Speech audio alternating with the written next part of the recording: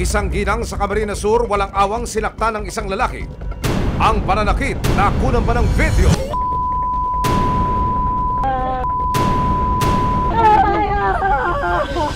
Sa cellphone video makikitang tinadyakan ng lalaki ang ginang na itatago namin sa pangalang Sheila. Hindi pa nakontento, sinabunutan din siya ng lalaki. At nang aming i-review ang video, napag-alaman naming asawa pala mismo ni Sheila ang nanakit sa kanya. Itatago namin siya sa pangalang Dante. Aba-aba, ganyan ba magbakal? Karinyo brutal? Bawal yan! Isang menor de edad mula sa Rizal, nilapastangan at pinagsamantalahan. Ang mas masaklap, ang suspect na matanda, kakilala daw ng biktima. Shocking ang revelation. Hindi siya nakapagsumbong kaagad kasi natatakot siya at binabantaan siya. Papatayan siya. Sa loob ng 5 taon, nagpalipat-lipat ng hideout ang matanda. Hindi pwede yan. Ang pagtunto ng mga otoridad sa mailap na suspect. Sama-sama nating resibuhan. Positive? Nandyan daw. Nandyan sa loob po. Hello, sir. Hello. Magaling ako sa loob. Positive. Lagi ipito. Paupahan. Para lahat. Yamate. Ay, yamate daw, yamate.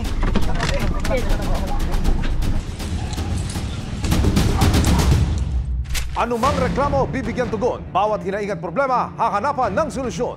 Ito ang bago ninyong sandigan, hindi palalampasin ng mga tiwali at maling gawi. Dito, walang ligtas ang abusado at lalong walang lusot ang may atraso. Dahil ang lahat, hahanapan natin ang resibo. Magandang hapon, ako po si Emil Sumangil. Suspect sa pangahalay na walang parang bula. Makalipas ang 5 taon ang suspect, natunto ng hideout. Tapos na ba ang maliligayang araw niya? Dumulog sa resibo ang ginang na itatago namin sa pangalang Beth. 2022 nang magsumbong ang dalagitang kamag-anak ni Beth na itatago namin sa pangalang Karina sa ginawang panghihipo raw sa kanya ng isang kasamahan sa bahay na si Rodrigo, hindi niya tunay na pangalan, at isang senior citizen. 9 na taon na raw nilang kilala at kasama sa bahay si Rodrigo. Isang gabi, nakita kong tumatakbo si Karina palabas ng kwarto. Tinanong ko siya, bakit siya tumatakbo? Sabi niya, wala. Pero nung gabing iyon, pinaghihipuan siya, kaya natakot siya. Sinampahan ng kasong acts of lasciviousness ang suspect at agad na dinakip. Karoon kami ng gulo sa bahay. Nagpatawag ako ng barangay. Pinahuli ko siya. Tapos pinakulong ko. Ang kaso sa kanya, acts of lasciviousness. Dinala ko siya sa police station, tapos kinulong na siya. Pero nakalaya rin siya matapos makapagpiyansa. Hanggang isang matinding revelasyon ang isiniwalat ni Karina. Lumalabas na bukod sa panghihipo, ginahasa rin pala ni Rodrigo ang menor de edad noong 2018. Binalikan ko yung bata, tinanong ko siya, tinanong ko ng tinanong. Hanggang sa nagtapat yung bata na siya ay nirape ni Rodrigo. Sabi ni Karina, 2018 daw. Na daw siya, nirape siya. Edad na noon ay 13 anyos. Galit ko na naawa kay Karina. Ang galit ko na gusto kong patayin si Rodrigo. Pinagsampal-sampal ko siya. Sa pagkakataong ito, kasong rape at sexual assault ang isinampa laban sa suspect na si Rodrigo. Pero nakapagtago ang suspect. Dahil dito, napabilang siya sa most wanted ng Region 4A.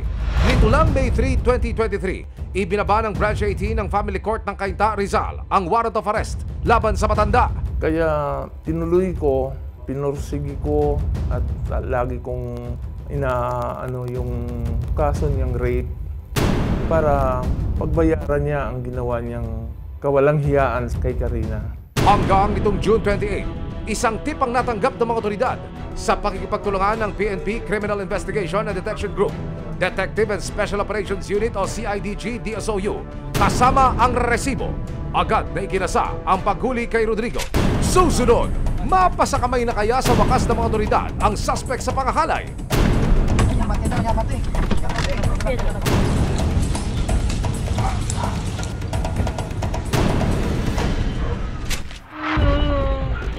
Abangan mamaya! Isang ginang sa Camarines Sur walang awang sinaktan ng isang lalaki. Ang pananakit nakunan pa ng video.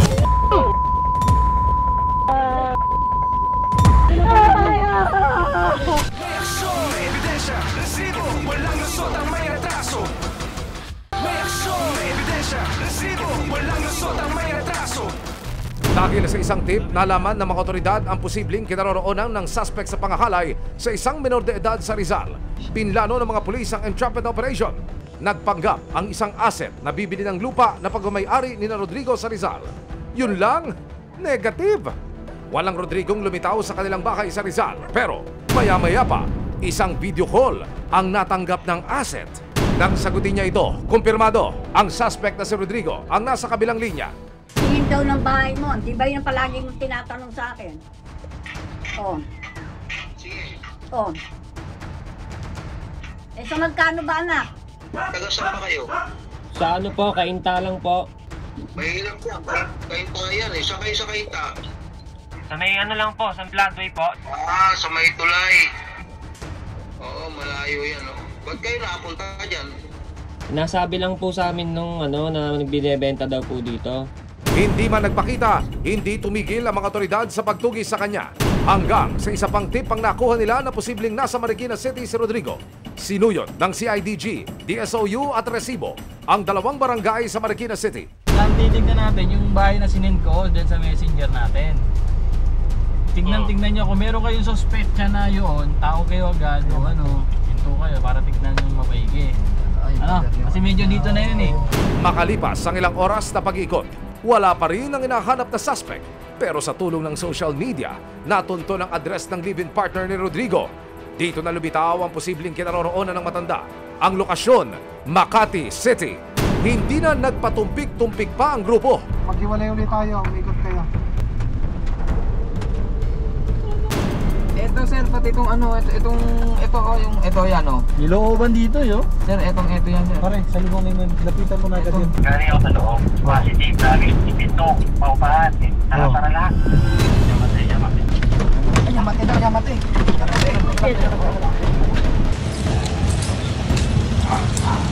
For real na talaga, nasa loob ng bahay ang mailap na suspect. Ang pulis po kami. Huwag nyo naman po siguro. Taga-CIDG po kami. Huwag na po tayong gagawa ng di maganda. Hindi ako nakatayo eh. Ang suspect natuklasang na-stroke noong nakaraang taon. Opo. Alam mo naman siguro naging kaso niya. Nandito po kami upang arestuhin po kayo sa bisa ng warrant of arrest na ibinaba ng Family Court, Port Judicial Region, Branch 18, Cainta, Rizal po. Sa kasong rape under Article 266 in relation to Article 266B, the Revised Penal Code. Kayo po ay may karapatang manahimik o magsawalang kibo. Ano man ang inyong sasabihin ay maaaring gamitin pabor o laban sa inyo sa anumang hukuman dito sa atin. Ayon sa suspect na si Rodrigo, fake news daw ang krimeng ibinabato sa kanya. Hindi po totoo yun. Matay na ako, tsaka ng Diyos, hindi ako talaga nagpiyasa nga ako, tapos nung hearing ko ng February, hiningan ako ng 200,000 damage perjury raw. Wala akong ibayad. Patunayan naman talagang hindi ako ng rape. Alam niyo po bang meron na po kayong warrant po doon? Opo. Sabi sa akin niya, may warrant daw ako kung hindi ako matin. Hindi na ako makatin. Wala akong pambayad sa korte na 200,000 piso para sa kanya yun. Kung ano man, patawarin na ako. Wala naman akong ginagawang masama. Para magpagaling na lang ako dito. At saka inom ko yung gamot ko, iniinom ko eh. Mahal ang gamot ko eh. Pag naubos yan, wala nang bibili ng gamot sa akin. Tsaka pag humiga ako sa ganyan simento, iba pakiramdam ko. Nanginginig yung katawan ko. Pineperahan lang daw siya ni Beth, kaya siya sinampakan ng kaso. Hanggang sa nagkasakit ako, pinakulong niya ako. Hanggang sa hindi na ako mati ng hearing kasi nga 200,000. Sabi niya, damage perjury raw. Mari naman itong itinanggi ni Beth. Wala akong hinihinging pera sa kanya. Alam ko wala siyang pera. Anong hihingin ko sa kanya? At kung ako man hihingi, hindi 200,000 lang. Yung akusado na to, kung saan-saan kasi nagtaguto gawa ng inilabas na warrant of arrest ng Branch 80 ng Cainta Rizal sa kasong rape, object rape at assault. Sa tulong na rin ng e-warrant system ng PNP, madali nating nakita yung address ng kinakasama nito o yung live-in partner nito. At nang binuksan din natin yung e-rogue, doon natin nalaman na meron pa pala siyang kaso na acts of lasciviousness. Wala naman pong kriminal o gumagawa ng karumal-dumal na kasalanan na aamin siya. Walang magnanakaw o walang mamamatay tao na aamin na gano'n ang kanyang ginagawa. Sa pagkakadakip sa suspect, makakapag-move on na raw ang pamilya ni Karina at umaasang mabilis na gugulong ang hustisya para sa kanya. Mabuti sa kanya yun. Tama sa kanya yun. At gusto ko, habang buhay na siyang magdusa sa kulungan. Tama siyang makulong ng habang buhay kung habang buhay. Pagdusahan niya, ginawa niya yun eh. Kasalanan niya, panagutan niya.